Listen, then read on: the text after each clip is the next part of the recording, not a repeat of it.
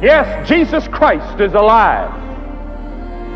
He rose from the dead, and that day, that Easter Sunday morning, that first Easter, when Mary and Mary Magdalene and Salome went to the grave expecting to anoint a dead body, they saw the angel sitting there.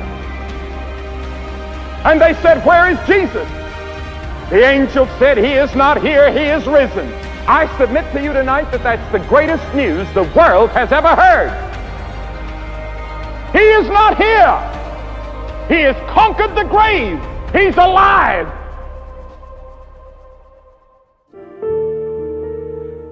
Karena kuasa darah-Mu yang sudah menebus kami mau bilang saat ini, Tuhan Yesus, terima kasih, terima kasih, terima kasih Yesus. Kami mengucap syukur kepadamu.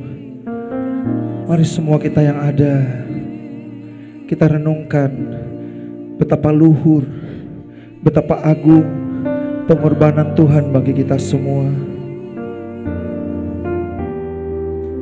Tidak ada satu orang pun di dunia ini yang dapat menebus dosa, yang dapat melakukan hal ini, sebab Dia satu-satunya yang dikorbankan agar kita diselamatkan. Sebab Dia disebut Juru Selamat dunia. Haleluya Yesus.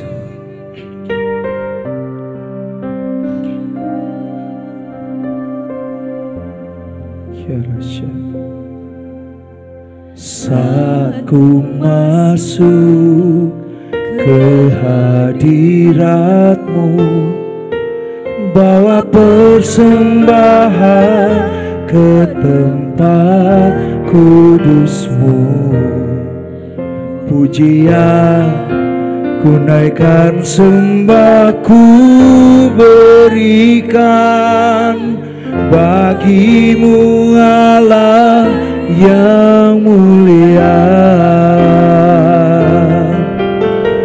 Kau layakkanku menampimu, melihat tata kemuliaan-Mu Tuhan. Pujian ku naikkan, sembah ku berikan bagi-Mu Allah yang mulia. Oleh kuasa darah-Mu Kau tebus dosaku, kekudusan-Mu melingkupiku, kasih-Mu memulihkan hidupku. Sungguh besar anugerah-Mu, Kau selamatkan hidupku. Ku menjadi ciptaan yang baru oleh kuasa darah-Mu.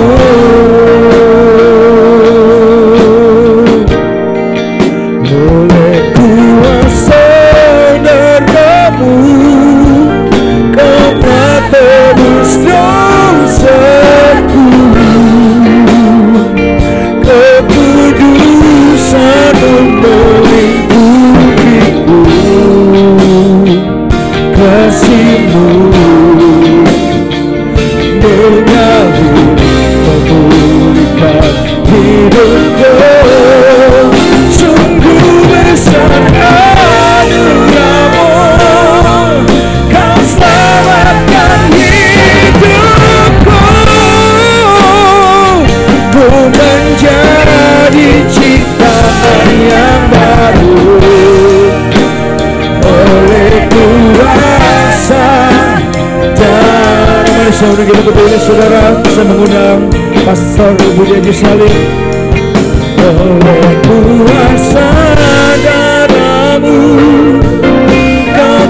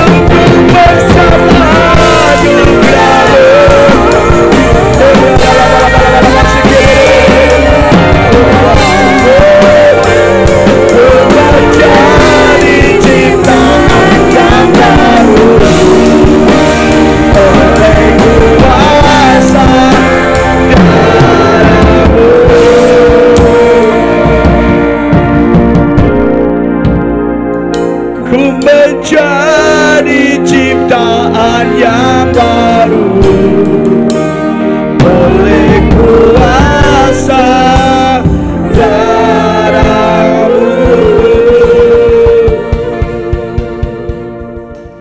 Ya, shalom saudara semua. Pada hari-hari ini kita kembali beribadah pada Tuhan. Sekalipun pada hari ini adalah awal libur panjang yang diberikan pemerintah, yaitu libur lebaran. Tetapi dimanapun berada kita harus tetap beribadah. Kalau memang tidak bisa beribadah secara onsite, maka kita akan tetap bisa mengikuti secara online dimanapun kita berada. Mungkin saat ini banyak jemaat yang lagi mudik, ya, pulang kampung, tapi juga di dalam perjalanan atau di dalam di luar sana, ketika ketemu keluarga pun juga bisa mengikuti secara online. Jangan sampai kita menikmati liburan tapi kita tidak beribadah, karena ibadah sangat penting. Dan hari ini saya akan menyampaikan firman Tuhan yang masih berkaitan dengan kematian dan kebangkitan Yesus. Memang saat ini memang masih dalam suasana hari kematian, memperingati kematian dan juga merayakan kebangkitan Tuhan Yesus, ya. Jadi hari ini saya akan ada seri 1, makna kematian dan kebangkitan Yesus. Tapi mungkin saya akan sampaikan seri kedua untuk minggu depan. Ya, apa makna kematian dan kebangkitan Yesus? Khususnya apa makna atau kuasa, ya, yang kita dapat dari kematian Yesus? Ya, mengapa Yesus harus mati? Kita lihat saudara, pada mulanya Allah menciptakan Adam dan Hawa di Taman Eden. Semuanya disediakan oleh Tuhan. Bahkan makanan, buah-buahan, tumbuhan, hewan, matahari, semua yang diperlukan manusia itu disediakan oleh Allah pada waktu penciptaan. Bahkan sebelum Adam diciptakan, semua yang dibutuhkan manusia itu diberikannya. Ya, jadi Allah kita Allah yang baik, mengerti apa kebutuhan manusia, apa kebutuhan kita. Tetapi karena ketidaktaatan Adam dan Hawa, ya, dia dihasut oleh ular yang dipakai oleh iblis. Akhirnya Adam dan Hawa jatuh dalam dosa. Seharusnya dia hidup enak di Taman Eden, seharusnya dia hidup berkelimpahan di Taman Eden, tidak ada sakit penyakit, tidak ada kematian, tidak ada duka, cita. Tapi karena ketidaktaatan dari Adam dan Hawa, maka Adam dan Hawa dihukum, yaitu dikeluarkan dari Taman Eden, ya, tidak bisa bersama lagi dengan Allah, ya. Sebelumnya bisa bersama dengan Allah, karena pagi-pagi benar Allah berjalan di hari yang sejuk di Taman Eden. Tetapi sejak manusia sudah jatuh dalam dosa, maka manusia sudah terlepas dari hadirat Tuhan. Dosa tidak bisa berada di dalam hadirat Tuhan. Akhirnya manusia, Adam dan Hawa diusir dari Taman Eden, ya, masuk ke dalam dunia yang sudah dikutuk oleh Tuhan karena dosa manusia. Dan Tuhan itu baik. Walaupun manusia juga dalam dosa, Allah merencanakan penyelamatan. Ya, pada klimaksnya, pada puncaknya adalah Allah mengirimkan anaknya Yesus Kristus yang mati bagi manusia. Karena semua manusia sudah jatuh dalam dosa dan tidak ada lagi yang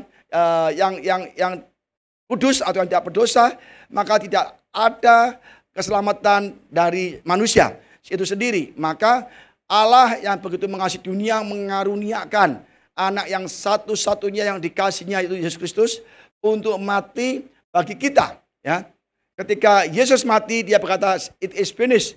Tetelestai, semua selesai. Yaitu penebusan dosa manusia selesai di kayu salib. Supaya apa? Supaya manusia kembali ke rancangan semula, ya. Bisa masuk ke Millennium Kingdom, bahkan bisa masuk ke surga dan kembali bersama-sama dengan Tuhan Yesus atau Allah Bapa juga, ya. Dia akan kembali bersama-sama.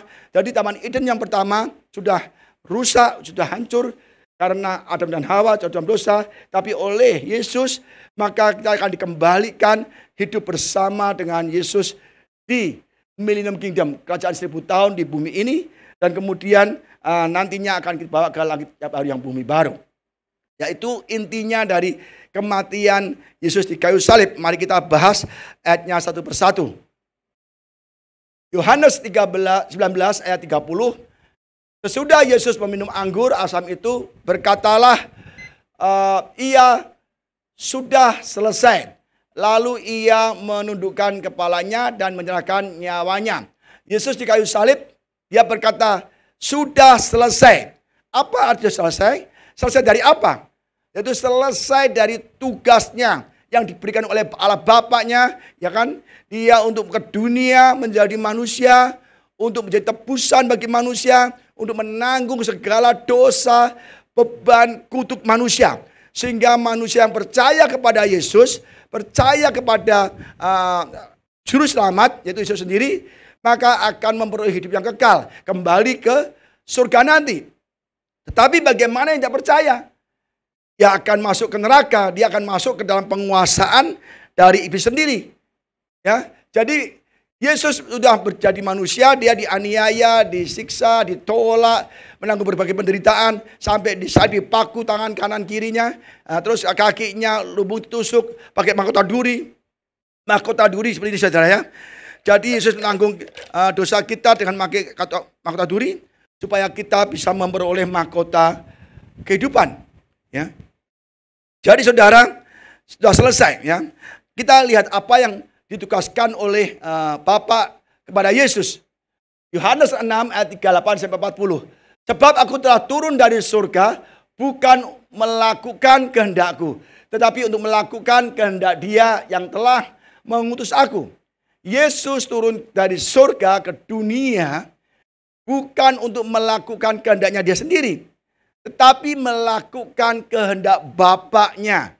Karena Bapaknya berkata, ya, begitu besar kasih Allah akan dunia ini, maka dikaruniakannya anak yang tunggal yang dikasihinya, supaya barang siapa yang percaya tidak binasa, melainkan peroleh hidup yang kekal. Yesus datang melakukan kehendak Dia. Ya. Dan inilah kehendak Dia, kehendak Bapaknya yang telah mengutus aku, yaitu supaya dari semua yang telah diberikannya kepadaku jangan ada yang hilang, tetapi supaya aku bangkitkan pada akhir zaman. Jadi Yesus tugasnya adalah menjadi juru selamat, tebusan, supaya orang yang percaya sekalipun dia sudah mati, dia akan dibangkitkan ketika Yesus datang kedua kali nanti, saudara ya. Sebab inilah kehendak Bapakku, itu supaya setiap orang yang melihat anak dan yang percaya kepadanya beroleh hidup yang kekal, dan supaya aku membangkitkan pada akhir zaman. 2 kali katakan, supaya orang yang percaya ya kepadaku, pada kehendak Bapakku, ya, maka mereka tidak akan mati walaupun secara fisik sudah mati, dan dia akan dibangkitkan pada akhir zaman. Karena Yesus akan datang segera untuk kedua kalinya di awan-awan. Orang yang mati di dalam Kristus akan bangkit dan naik bersama-sama orang yang percaya di dunia ini untuk bertemu dengan Tuhan Yesus di awan-awan, dan akan dibawa ke surga di mana Yesus berada, di situ kita berada.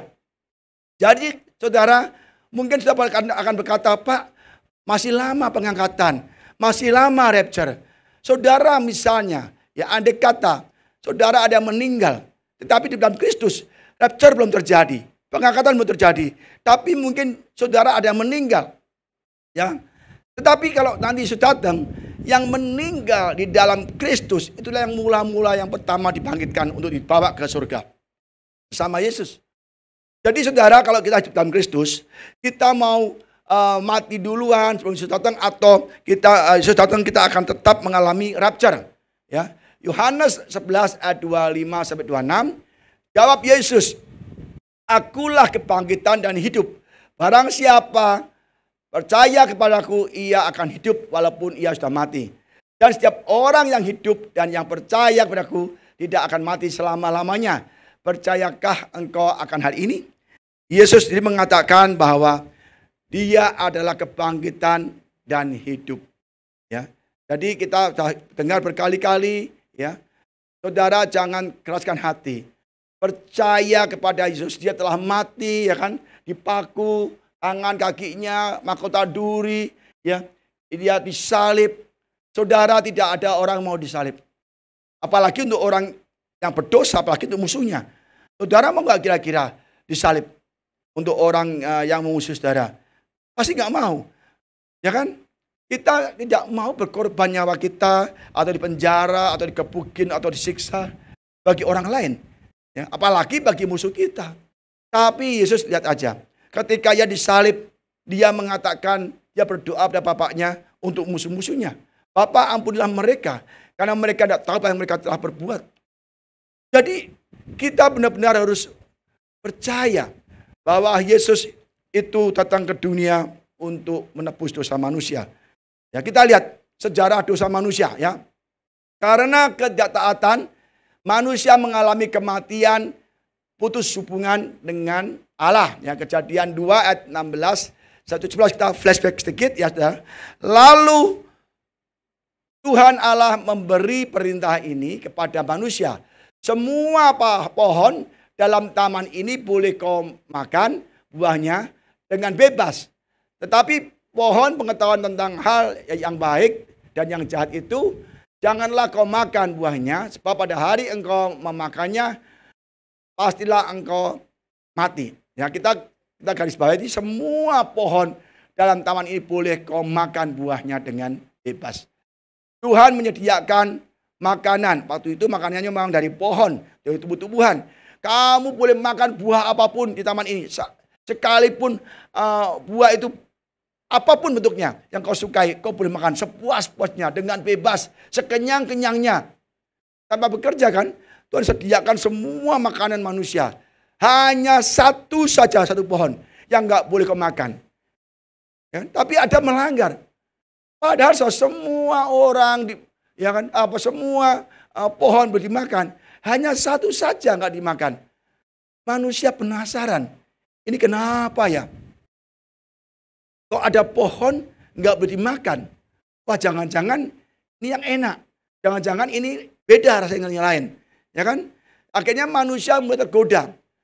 Karena apa? Iblis tiap hari membisikkan. Iblis membisikkan, oh kamu kalau makan tidak mati. Kalau makan kamu akan melihat hal yang baik dan yang jahat, kamu mengetahuinya. Dan akhirnya manusia, khususnya Hawa, dia melihat bahwa pohon ini enak dipandang, sedap dipandang, kayaknya enak, nikmat. Apalagi memberikan pengetahuan yang baik dan yang jahat. Akhirnya saudara, Hawa memakannya. Dan segala memakannya. Ketika memakannya, maka Adam dan Hawa saat itu juga putus hubungan dengan Allah. Secara fisik belum mati. Tapi secara roh, secara hubungan sudah putus. Ya. Toh akhirnya juga mati juga. Ya. Kita lihat ya. Tetapi ular itu berkata kepada perempuan itu, sekali-kali kamu tidak akan mati. Ya. Jelas sekali Adam dan Hawa mendengar bahwa kalau engkau makan buah ini, engkau akan mati. Tetapi setan menggoda, yang membisiki, menghasut, dan akhirnya Hawa lebih percaya kepada ular. Ya. Tapi apa akhirnya? Semuanya dihukum Tuhan. Ya, hukuman Tuhan atas ular, Adam dan Hawa. Kita lihat ya. Lalu berfirmanlah Tuhan Allah kepada ular, karena engkau berbuat demikian, terkutuklah engkau di antara segala ternak dan di antara segala binatang hutan, dan dengan perutmulah engkau akan menjalar, dan debu tanahlah yang akan kau makan seumur hidupmu. Aku akan mengadakan permusuhan antara engkau dan perempuan ini, antara keturunanmu dan keturunannya. Keturunannya akan meremukkan kepalamu dan engkau akan meremukkan tumitnya. Nanti ayat ini akan saya bahas secara khusus setelah ini saudara ya.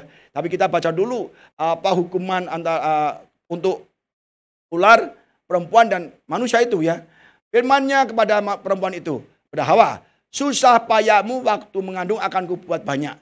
Dan kesakitan engkau akan melahirkan anakmu, namun engkau akan berahi kepada suamimu. Dan ia akan berkuasa atasmu. Lalu firman-Nya kepada manusia itu, karena engkau mendengarkan perkataan istrimu, dan memakan dari buah pohon yang telah kuperintahkan padamu, jangan makan daripadanya, maka terkutuklah tanah karena engkau. Dengan bersusah payah engkau akan mencari rezekimu dari tanah seumur hidupmu. Semak duri dan rumput duri yang akan dihasilkan bagimu. Dan tumbuh-tumbuhan di padang akan menjadi makananmu.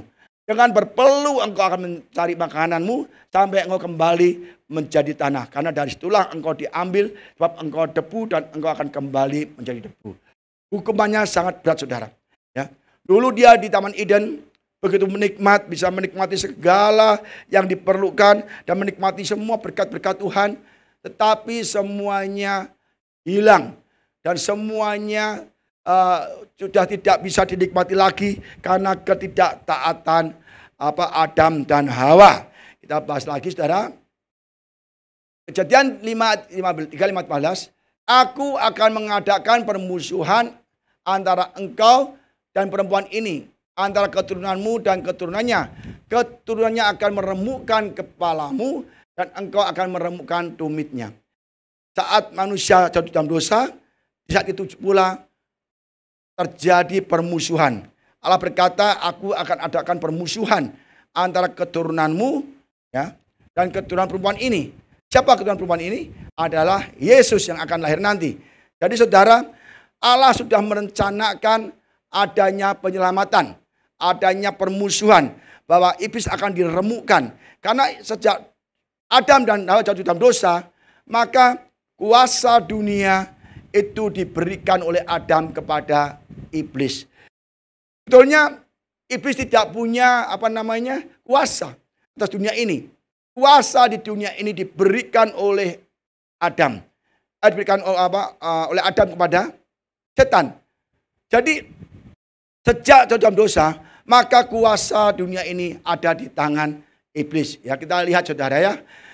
Lukas 4 ayat 5-8, kuasa apa yang diberikan ya. Kemudian ia membawa Yesus, ini ujian ayat ya. Suatu tempat yang tinggi dan dalam sekejap mata ia memperlihatkan kepadanya semua kerajaan dunia.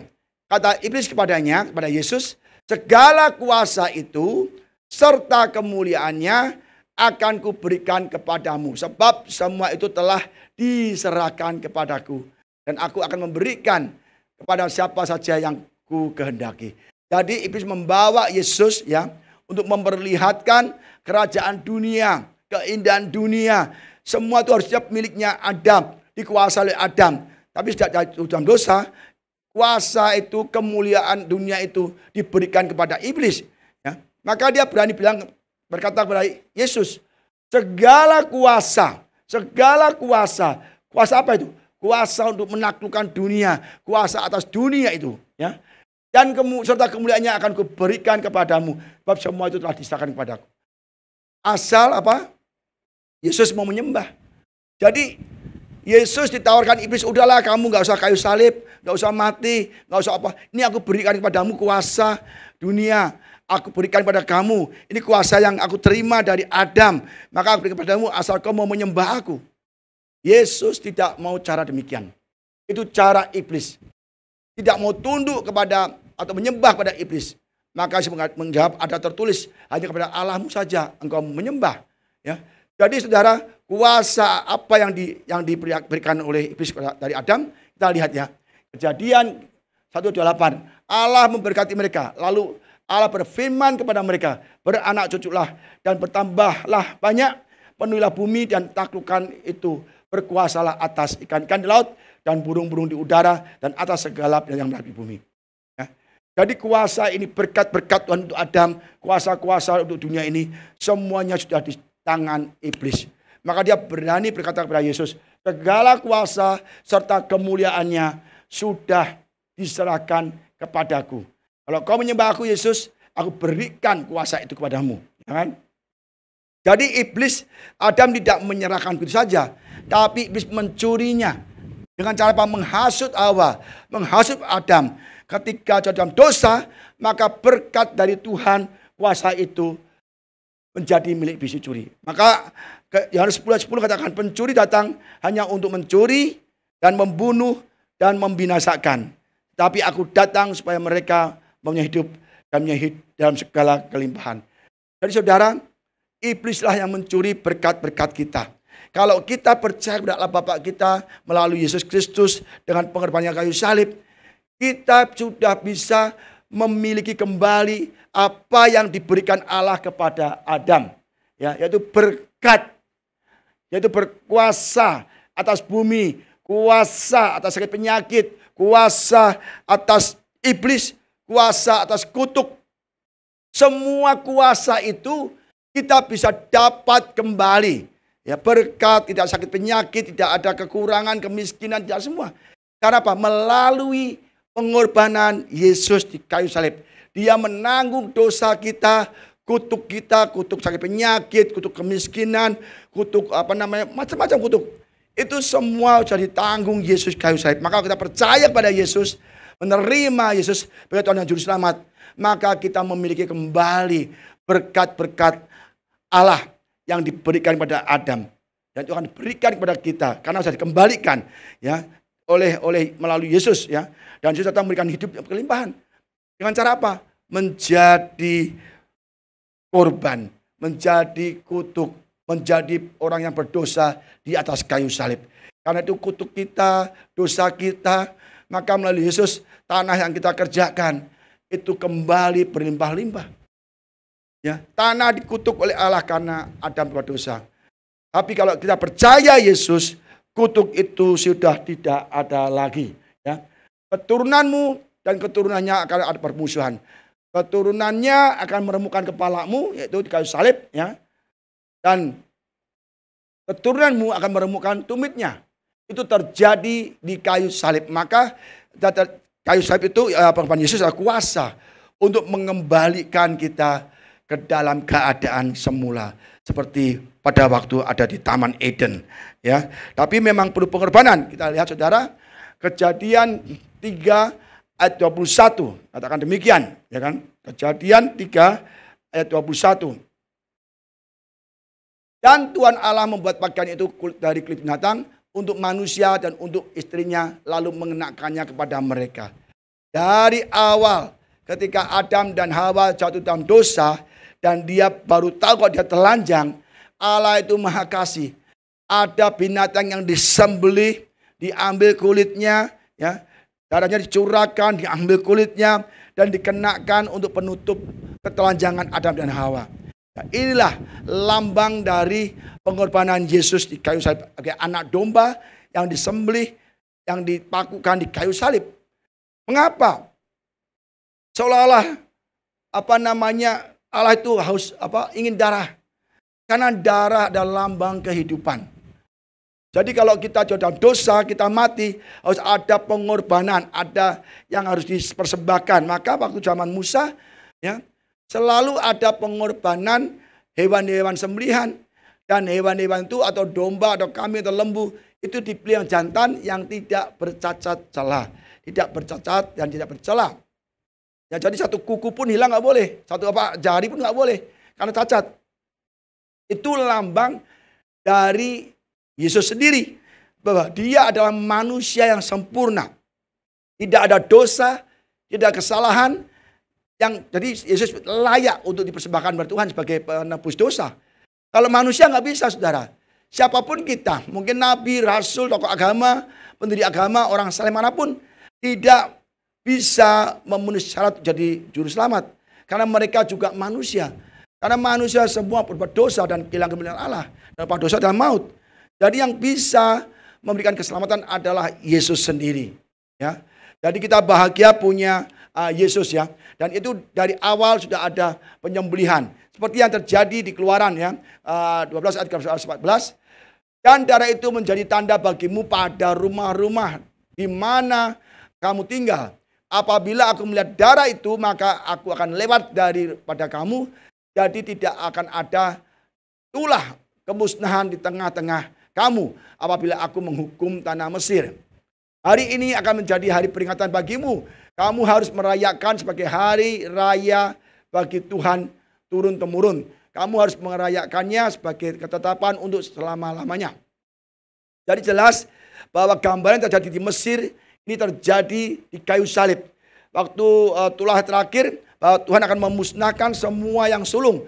Baik hewan maupun manusia, anak manusia semua akan dimusnahkan. Allah berkata kepada bangsa Israel, kamu harus ambil anak domba, ya, disembelih, ya, anak domba jantan yang tidak bercacat dan disembelih. Nanti darahnya kamu oleskan di ambang pintu, di daun pintu dan ambang pintu. Supaya kalau aku melihat, maka aku tidak akan memusnahkan orang di dalamnya, yang sulung ya saudara. Tapi kalau aku tidak melihat darah, itu aku akan membunuh semua yang sulung di dalamnya. Ini gambaran bahwa Yesus, kalau kita tidak mau memiliki darah Yesus yang telah mati kayu salib, kita tidak mau hidup di bawah darah Yesus, maka kita akan dimusnahkan. Kita mengalami kemusnahan. Maka saudara, ini lambang atau tipologi dari penyaliban Yesus. Kalau kita tidak menerima Yesus sebagai korban sembelihan, korban anak domba, maka kita tidak bisa selamat. Karena dari awal memang untuk keselamatan diperlukan pencurahan darah. Dan darah Yesus untuk semuanya dan untuk selama-lamanya. Jadi kita harus percaya kepada Yesus ya. Dari awal sudah dikatakan berkali-kali. Maka Yohanes 1 ayat 29 mengatakan, pada keesokan harinya Yohanes melihat Yesus datang kepadanya dan ia berkata, lihatlah anak domba Allah yang menghapus dosa dunia. Ya. Jadi Yohanes sudah mengetahui bahwa dia adalah anak domba yang akan disembelih, yang akan dicurahkan darahnya di atas kayu salib. Dialah penghapus dosa. Jadi semua saat awalnya Yohanes sudah tahu, ya kan? Jadi harus benar-benar kita percaya kepada Yesus dan kuasa darahnya. Kita lihat apa yang terjadi di salib ya.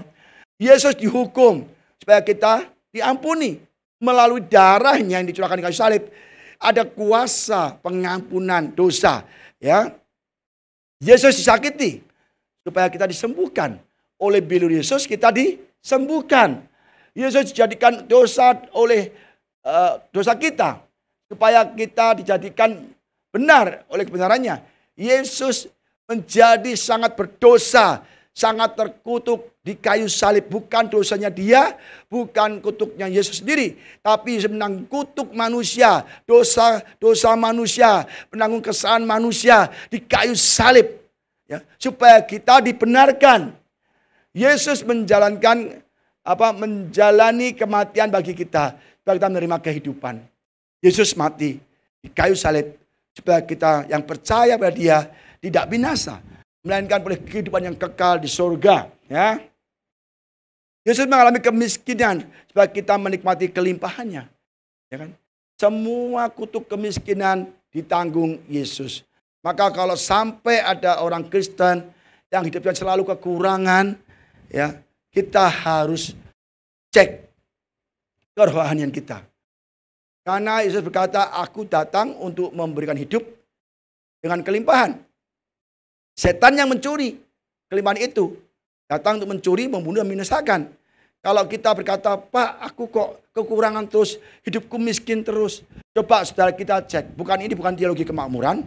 Tapi Tuhan tidak mau anak-anaknya miskin-miskin. Kenapa? Kalau miskin nggak jadi berkat, saudara. Ya, buktinya Abraham kaya. Ishak sangat kaya, Daud kaya, Salomo kaya. Banyak tokoh-tokoh di Alkitab yang kaya-kaya.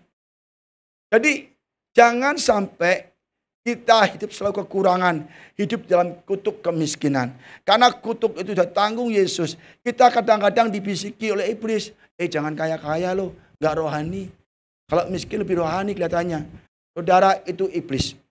Kita percayalah. Kalau kita kaya oleh Tuhan, supaya kita menjadi berkat bagi Tuhan. Kalau kita kekurangan, kita bagaimana bisa memberikan berkat, menolong orang lain. Kita diberkati supaya kita memberkati. Jangan sampai kita diberkati, tapi kita gak pernah menjadi berguna bagi pekerjaan Tuhan khususnya. Ya kan? Sudah tahu banyak pekerjaan, dan kasih kita pekerjaan yang baik, bisnis yang baik. Tapi kita nggak pernah memberikan persembahan bagi Tuhan. Apalagi persepuluhan. Jadi saudara, jangan sampai ditipu oleh iblis. Iblis itu maunya kita tuh susah, ya kan? Kita kekurangan. Nah, nanti iblis kasih solusi. Kamu sembah aku kasih dunia. Ya, banyak sekali ya artis, ya tokoh-tokoh politik, mereka yang dihasut oleh iblis dan dia akhirnya menghalalkan semua cara untuk mencari kekayaan. Ini bukan cara Tuhan. Ya, cara iblis. Sembah aku akan berikan semua dunia ini dan kemegahannya. Yesus berkata, sembahlah Tuhan. Carilah kerajaan Allah kebenarannya, maka semua ditambahkan. Ya, kita lihat saudara. Katakan jadi kita yang cerita lagi, Yesus menanggung rasa malu kita, supaya kita menerima kemuliaannya. Rasa malu di Taman Eden sudah diberikan pakaian dari kulit binatang, supaya rasa malu itu ditutupi oleh Tuhan sendiri melalui darah. Jadi kalau kita menanggung rasa malu dengan darah Yesus di atas kayu salib, kita tidak boleh merasa malu lagi. Yesus menanggung ketertolakan supaya kita diterima oleh Bapa. Ya, banyak orang menolak kita misalnya, jangan takut. Siapapun yang menolak kita, jangan takut. Asal jangan ditolak oleh Yesus. Jangan sampai Yesus ngomong, aku tidak kenal kamu. Itu yang celaka, saudara. Ya, 1000 orang menolak saudara, nggak apa-apa. Yang penting saudara benar ditolak karena kebenaran. Jangan ditolak karena korupsi, ditolak karena berbuat dosa, ditolak karena saudara menipu, jangan. Ditolak karena kebenaran, karena nama Yesus, jangan takut. Banyak kan orang dunia yang malu-malu, ya kan, mengaku Yesus, ya kan. Kalau aku mengaku Yesus, banyak teman saya mengaku Yesus di kerjaan saya bersaksi nama Yesus di tempat saya bekerja, wah saya malu Pak, nah saya dipecat karena mereka bukan orang seiman, mereka bukan seiman dengan kami. Nah itu namanya kita malu mengaku Yesus dan kita juga akan tidak diakui Bapa. Tapi kita harus benar-benar mulai jangan menolak Yesus. Dimanapun berada kabarkan oleh Yesus, kabarkan, ya kan? Kabarkan Injil, kabarkan surga, kabarkan firman Tuhan. Maka kita akan diterima oleh Bapa. Yesus menjadi kutuk, ya, supaya kita terima berkat. Ya kan? Yesus sudah menanggung kutuk kita. Jadi jangan sampai kita dibodohi lagi oleh iblis. Ya, klik coba, Stephen. Klik, kan? Oke. Tadi mana? Ini ya. Kolose 1 ayat 20-23, dan oleh dialah ia memperdamaikan segala sesuatu dengan dirinya, baik yang ada di bumi maupun yang ada di surga. Sudah ia mengadakan perdamaian oleh darah salib Kristus. Juga kamu yang dahulu hidup jauh dari Allah dan yang memusuhinya dalam hati dan pikiran seperti yang nyata dari perbuatan yang jahat. Sekarang diperdamaikannya di dalam tubuh jasmani Kristus oleh kematiannya, untuk menempatkan kamu kudus dan tak bercela, tak bercacat di hadapannya. Sebab itu kamu harus bertekun dalam iman, tetap teguh dan tidak bergoncang, dan jangan mau digeser dari pengharapan Injil yang telah kamu dengar dan yang telah dikabarkan di seluruh alam di bawah langit. Ya, yang aku ini Paulus telah menjadi pelayannya. Jadi saudara, dengan pengorbanan Yesus kayu salib, kita telah diperdamaikan kembali pada Allah. Kalau Adam sudah putus hubungan dengan Allah karena iblis, karena dosa, dan oleh Kristus Yesus yang telah mati bagi kita, kita diperdamaikan kembali kepada Allah. Maka kita jangan berbuat dosa lagi. Jangan sampai putus hubungan lagi pada Allah. Kita tahu akibatnya ketika Adam dan Hawa putus dengan hubungan dengan Allah, dia akan sangat menderita di dunia ini. Karena dunia telah dikutuk oleh Allah. Adam dan Hawa yang sengsara, sakit penyakit, bekerja keras, makanya durian onak. Dan apapun yang kerjakan harus dengan jerih payah. Padahal sebelum jatuh dosa, masih ada hubungan baik dengan Allah. Segalanya diberikan kepada Adam dan Hawa. Berkat-berkat Allah diberikan. Jadi saat ini kalau kita percaya kepada Yesus, darahnya di kayu salib, kita mempunyai kuasa menjadi anak-anak Allah. Kalau jadi anak Allah, Bapak kita ada pemilik surga, kita surga, maka kita tidak akan kekurangan apapun. Baik sukacita, damai sejahtera, keuangan, kesehatan, kita tidak akan kekurangan apapun. Karena kita memiliki berkat Allah yang diberikan kepada Adam sebelum jatuh dalam dosa. Ya saudara, jangan lagi sampai kita putus hubungan dengan Allah yang telah diperdamaikan melalui pengorbanan Yesus. Ya kan? Jangan sampai lagi kita berbuat dosa, berbuat jahat, berbohong, apalagi berzina, mencuri, menipu. Ya, Jangan sampai lagi kita ibadah nggak sungguh-sungguh, ibadah main HP, ibadah ngobrol, ibadah mencari keuntungan. Saudara, kalau ibadah saja mencari keuntungan, saudara sedang terputus dengan Allah. Karena motivasi saudara bukan lagi Allah, tapi adalah keuntungan. Ibadah apa hakikatnya? Berterima kasih, menyembah Tuhan, dan membawa persembahan. Tapi kalau kita ibadah hanya untuk mencari keuntungan, bisnis, untuk ngobrol, untuk main HP, itu bukanlah ibadah yang sejati. Ya, jadi mulai hari ini saudara harus berubah, ya, menjadi ciptaan yang baru, ibadah sungguh-sungguh, yang rajin ibadah, jangan malas-malesan. Kalau ibadah jangan suka, gelisah, main HP, ada saudara tidak suka di hadirat Tuhan, tidak suka berada di Taman Eden, ya. Artinya Taman kita yang baru nanti di Millennium Kingdom, di bumi dan di langit baru bumi baru, di surga nanti. Jadi saudara, mulailah kita waspada, ya. Karena dengan kematian Yesus, dosa-dosa kita sudah dihapuskan, kita dikembalikan kepada Allah lagi. Kolose 2 ayat 14-15, dengan menghapuskan surat utang, ya, yang oleh ketentuan-ketentuan hukum mendakwa dan mengancam kita. Kita itu berhutang, ya, didakwa oleh iblis. Ya, kita itu dalam rumah penggadaian yang dimiliki iblis. Dan semua orang dalam penggadaian, siapa yang bisa nebus? Nggak bisa. Itu orang yang nggak berhutang, saudara, ya. Dan itu ditiadakannya dengan melakukannya pada kayu salib. Jadi hanya Yesus yang bisa menebus kita dari rumah penggadaian iblis. Karena semua orang telah berbuat dosa dan jiwanya, rohnya semua dalam penggadaian, dalam kuasa iblis. Yang bisa menebus saudara adalah orang yang di luar rumah penggadaian iblis, yaitu Yesus sendiri, ya. Ia telah melucuti pemerintah-pemerintah dan penguasa-penguasa dan menjadikan mereka tontonan umum dalam kemenangannya atas mereka. Jadi saat Yesus mati kayu salib, ya, maka hutang kita lunas.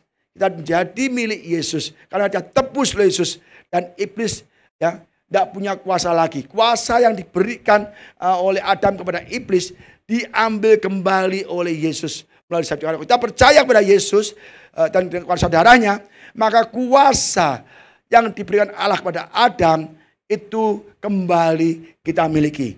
Maka kita akan melucuti iblis dan mengalahkan sakit penyakit, mengalahkan kutuk oleh kuasa darah Yesus sendiri. Maka saudara, jangan sampai kita nggak percaya.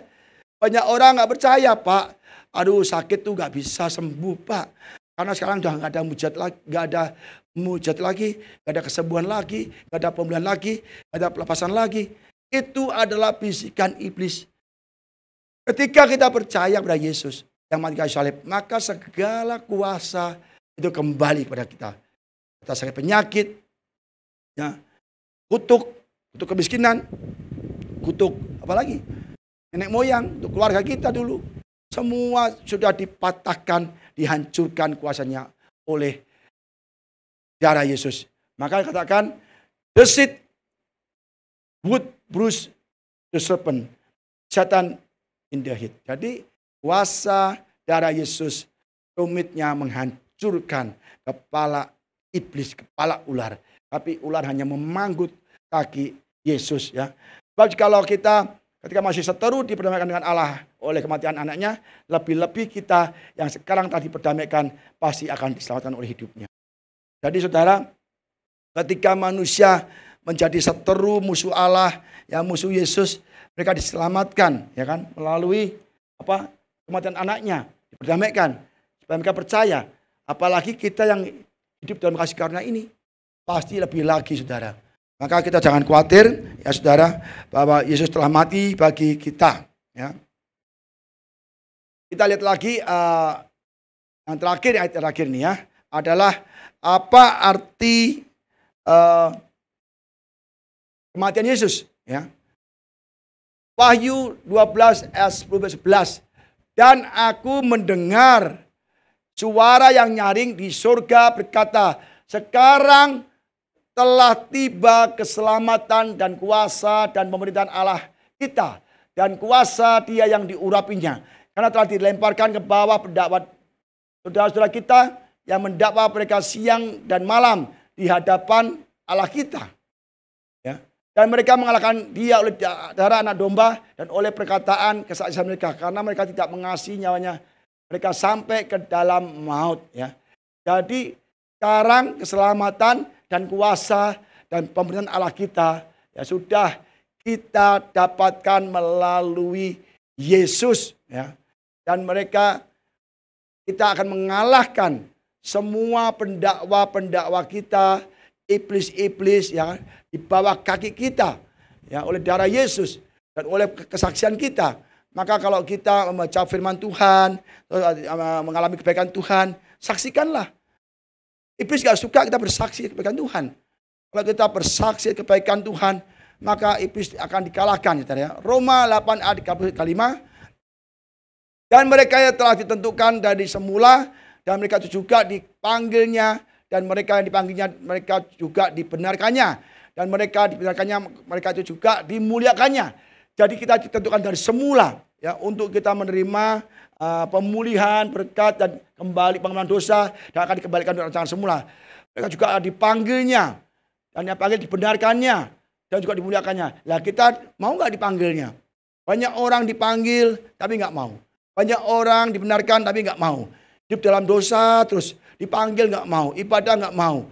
Saudara, kita jangan sampai kita bebal. Karena Tuhan itu baik. Sudah berikan kita kebaikan-kebaikan, kasih karunia, kuasa darahnya, pengorbanannya. Tapi kita tetap bebal, tetap tidak mau sungguh-sungguh beribadah kepada Tuhan. Nanti kalau Tuhan datang, ya kita tidak akan terangkat. Ya. Sebab itu, apakah yang akan kita katakan tentang semua itu? Jika Allah di pihak kita, siapakah yang akan melawan kita? Ia yang tidak menyayangkan anaknya sendiri, tetapi yang menyerahkannya bagi kita semua. Bagaimanakah mungkin ia tidak mengaruniakan segala sesuatu pada kita bersama dengan dia? Jadi kalau Allah itu memberikan anaknya, ya, menyerahkan anaknya yang tunggal, ya, apalagi yang kita butuhkan, pasti diberikan. Anaknya dikasihi, anaknya satu-satunya diberikan. Pasti segala yang dibutuhkan akan diberikan juga. Kita lihat Abraham. Anak satu-satunya. Anak yang dikasihinya. Anak yang dinantikan 25 tahun. Begitu anak ganteng, gagah, ya kan, cakep, disayang sekali. Sangat disayang. Tapi ketika Tuhan berkata, Abraham, bawalah anakmu Ishak yang kau kasih itu, bawalah ke gunung, sembelihlah dia bagi korban bakaran. Tapi Abraham sangat taat. Dia membawa Ishak ya, ke gunung dan Ishak mau disembelih. Tapi ketika Tuhan tahu bahwa Abraham sangat mengasihi Tuhan lebih dari anaknya, ketika Abraham mengangkat pesonya, Abraham, jangan kau apa-apakan anak itu. Jangan kau bunuh anak itu. Karena aku tahu bahwa engkau mengasihi aku lebih dari anakmu. Jadi kalau Abraham mengasihi Tuhan lebih dari anaknya, maka Tuhan menjadikan Abraham bapak orang beriman. Bapak dari segala bangsa. Diberkati berlimpah-limpah Abraham itu. Menjadi berkat bagi bangsa-bangsa. Nah kalau kita tidak mau memberikan terbaik untuk Tuhan, hidup kita, waktu kita, tenaga kita, keuangan kita, nyawa kita untuk Tuhan atau untuk pekerjaan Tuhan, maka Tuhan tahu bahwa engkau tidak mengasihi aku seperti anak muda yang kaya. Tuhan sudah melakukan semuanya yang baik yang kau perintahkan. Apa kata Yesus? Ada satu yang kurang. Kamu pulanglah, jual hartamu, bagian orang miskin, ikut aku. Apa artinya? Orang muda kaya itu tidak mau. Karena hartanya banyak. Yesus berkata, orang kaya yang cinta uang susah masuk surga. Sangat sulit masuk surga. Bukan karena Tuhan itu menentang kekayaannya. Tapi Tuhan menentang bahwa dia cinta uang. Tidak mencintai Yesus. Dia lebih mencintai uangnya daripada Yesus. Kaya boleh-boleh. Kalau kita kaya juga enak.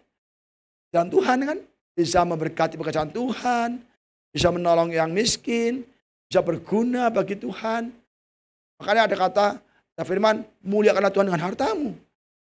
Tapi kalau kita kekurangan, terus kita ngutang sana, ngutang sini, ya nggak jadi saksian yang baik. Jadi kita jangan sampai namanya dibisiki iblis. Kamu berdoa, Tuhan nggak tolong kamu. Kamu berdoa, Tuhan nggak dengar kamu. Tuhan berkata, anakku saja aku berikan untuk kamu. Yang aku kasih, apalagi yang kau butuhkan. Aku pasti kasih semua, ya kan? Bagaimana mungkin ia tidak mengaruniakan segala sesuatu pada kita bersama dia? Siapakah yang akan menggugat orang-orang pilihan Allah? Allah yang membenarkan mereka. Siapakah yang menghukum mereka? Tidak ada lagi yang menghukum mereka karena Yesus telah mati untuk mereka. Ya, Kristus Yesus yang telah mati, bahkan lebih lagi yang telah bangkit, yang juga duduk di sebelah kanan Allah, yang malah menjadi pembela bagi kita. Siapakah yang akan memisahkan kita dari kasih Kristus? Penindasan atau kesesakan, atau penganiayaan, atau kelaparan, atau ketelanjangan, atau bahaya, atau pedang. Tidak bisa lagi kita dipisahkan oleh dari Kristus. Ya. Kenapa? Yesus telah mati dan bangkit dan menjadi pembela kita. Bagi kita yang mau terima Yesus, bagi kita yang percaya Yesus, bagi kita yang mau hidup untuk Yesus. Maka Paulus berkata, hidup untuk Kristus, mati adalah keuntungan. Kita kalau mati dalam Kristus, senang saudara, keuntungan. Tapi kalau kita tidak dalam Kristus, mati adalah bencana. Mati adalah malapetaka. Mati adalah mengerikan. Di dalam Kristus, kita mati langsung kita masuk ke Firdaus bersama Yesus. Enak kan? Jadi tinggal percaya saja, gampang kok. Kalau nggak mau ya. Yang terakhir kayaknya. Ya. Wahyu 5 ayat 1 sampai 5 dan 9-10. Ini apa kuasa, apa makna, apa benefit atau keuntungan yang kita terima ketika Yesus mati di kayu salib, ya. Maka aku melihat di tangan kanan dia, ya Allah Bapa, ya, yang duduk di atas takhta sebuah gulungan kitab, ya. Allah Bapa memegang dengan tangan kanannya sebuah kitab, gulungan kitab yang ditulis sebelah dalam dan sebelah luarnya dan dimeteraikan dengan 7 meterai. Jadi ada kitab dimeteraikan. Ya. Kitab itu berisi, ya, segala yang terjadi, yang di masa lalu, masa sekarang, dan masa yang akan datang. Itu kitab, tapi nggak bisa dibuka. Kenapa? Ada meterainya. Tidak bisa ada orang yang bisa membukanya. Dan aku melihat seorang malaikat yang gagah, yang berseru dengan suara nyaring katanya, siapakah yang layak membuka gulungan kitab itu dan membuka meterai-meterainya? Tapi tidak ada seorang pun yang di surga atau yang di bumi atau yang di bawah bumi yang dapat membuka gulungan kitab itu atau yang dapat melihat sebelah dalamnya. Jadi tidak ada seorang pun di atas bumi, di bawah bumi yang bisa membuka kitab itu. Kitab itu berisi segala, ya, yang terjadi di bumi ini dari awal sampai akhir nanti. Ya. Kita mungkin sudah bisa melihat sekarang, tapi bagaimana yang akan datang, yang pasti akan terjadi, itu yang belum kita bisa lihat sampai ada yang membuka kitab itu, ya. Maka menangislah aku, Yohanes, ya, dengan amat sedihnya karena tidak ada seorang pun yang dianggap layak membuka gulungan kitab itu ataupun melihat sebelah dalamnya. Lalu berkatalah seorang dari tua-tua itu padaku, jangan engkau menangis. Sesungguhnya singa dari Yehuda, yaitu tunas Daud, telah menang sehingga ia dapat membuka gulungan kitab itu dan membuka ke-7 meterainya. Dan mereka menyanyikan suatu nyanyian baru, katanya, engkau layak menerima gulungan kitab itu dan membuka meterai-meterainya karena engkau telah disembelih. Darahmu telah dicurahkan, kan? Sembelih dengan darahmu engkau telah membeli mereka, membeli semua manusia yang tebusnya, yang mau percaya, ya, bagi Allah dari tiap-tiap suku dan bahasa dan kaum dan bangsa. Dan engkau telah membuat mereka menjadi suatu kerajaan dan menjadi imam-imam bagi Allah kita. Dan mereka akan memerintah sebagai raja di bumi. Jadi dengan kematian Yesus, darah dicurahkan, dia yang layak membuka kitab itu. Dimeteraikan. Kitab itu 7 meterai, dibuka satu persatu. Bahkan seluruh kitab Wahyu itu dituliskan karena Yesus telah mati dan ditunjukkan kepada Yohanes apa yang akan terjadi di kemudian hari. Banyak orang tidak tahu, hanya orang yang sudah benar-benar percaya kepada Yesus, yang menerima kuasa darahnya, dia akan melihat apa yang akan terjadi masa depan. Orang hebat di Amerika, dimanapun berada, melihat, meramal apa yang terjadi, apa yang akan meteor jatuhnya kapan, komet jatuhnya kapan, diprediksi, dipelajari untuk bertahun-tahun. Oh, ada meteor besar akan menabrak bumi, ya kan? Oh, ada bintang ini akan jatuh ke bumi. Oh, akan ada peperangan. Oh, ada apa penyakit. Oh, ada kelaparan. Itu semua mereka mencari info-info, meramal semua. Mereka buta. Padahal kita bisa melihat dengan jelas apa yang akan terjadi di kemudian hari. Apa yang pasti terjadi di masa akan datang. Dengan apa? Dengan kita percaya kepada Yesus, maka kita akan disingkapkan seluruhnya. Itu khususnya di kitab Wahyu, Revelation.